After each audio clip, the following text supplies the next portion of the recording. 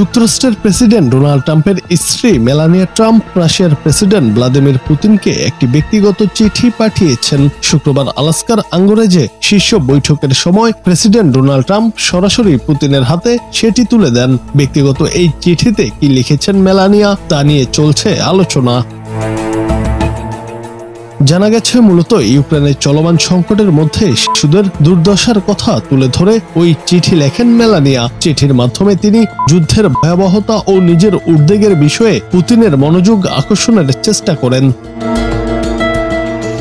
White হাউসের দুই কর্মকর্তা জানিয়েছেন, মূলত ইউক্রেনের সংকটের মধ্যে শিশুদের দুর্দশার বিষয়ে লিখেছেন মেলানিয়া। স্বামীর সফরে সরাসরি অংশ না নিলেও স্লোভেনিয়ায় জন্ম নেওয়া সাবেক ফার্স্ট লেডি নিজের উদ্বেগ ব্যক্ত করে ওই চিঠি পাঠান। এতে বিশেষভাবে উল্লেখ করা হয়েছে রুশ বাহিনীর হাতে ইউক্রেনীয় শিশুদের অপহরণের অভিযোগ।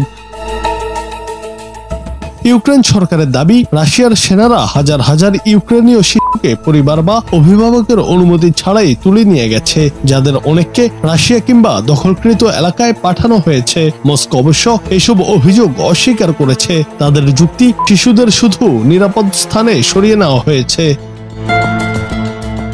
তবে জাতিসংঘ বলছে 2022 সালে ইউক্রেনে পূর্ণমাত্রা রুশ হামলার পর লাখ লাখ শিশু মানবিক সংকটে পড়েছে। তাদের মৌলিক অধিকার ক্ষুণ্ণ হয়েছে, অনেকেই পরিবার হারিয়েছে। শুক্রবার আলাস্কার একটি মার্কিন সামরিক ঘাঁটিতে ট্রাম্প ও পুতিন প্রায় 3 ঘন্টা বৈঠক করেন। আলোচনার মূল কেন্দ্রবিন্দু ছিল রাশিয়া ইউক্রেন যুদ্ধ।